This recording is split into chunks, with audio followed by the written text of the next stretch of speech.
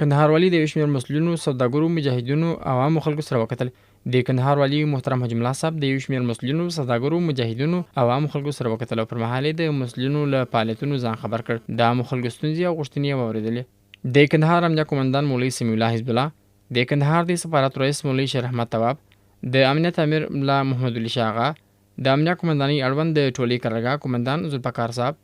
د 11 امنیتي حفظي امیر حاجي عزت الله نصیب، د کندهار د مرکزی زندان رئیس مولوي محب الله ګرمسیری، د ترانسپورت رئیس مولوي عبدالغني احسان، د کانونو پټرولیم رئیس مولوي عبدالحنان حمید، د اطلاعات او کلتور رئیس مولوي انعام الله سمنګانی،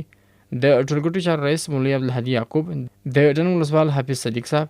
د کندهار د سوداګرو او پانګونې خونې رئیس حاجي محمد صدیق محمد او یو شمېر نورو سوداګرو، نور مسؤلینو، مجاهدینو او عامو خلکو تېره ورځ په ولایت مقام کې له محترم حاجي ملا صاحب سره وکتل. د کندهار والي محترم حاجي ملا صاحب له هر یوه سره په جلا جلا ډول وکتل. د راغلو نظامي او ملکي ادارو مسؤلینو ته د امنیتي او اداري چارو د لا ښه سمون په موخه اړینې لارښوونې او سپارښتنې وکړې او دغه راز د راغلو نظامي مسؤلینو ته د امنیت د لا ټینګښت، د چیک پاینټونو د ګزمو او پیرو د لا ښه منظموالي او نورو برخو کې سپارښتنې او لارښوونې وکړې او هم د شریکو سوو ستونزو د حل په موخه د بشپړې همکارۍ ډاډ ورکړ. محترم حاج ملا صاحب د سوداګرو، مجاهدینو او عامو خلکو ستونزې، غوښتنې او وړاندیزونه په دقت واورېدل او د دوی له لوري سوي عرایض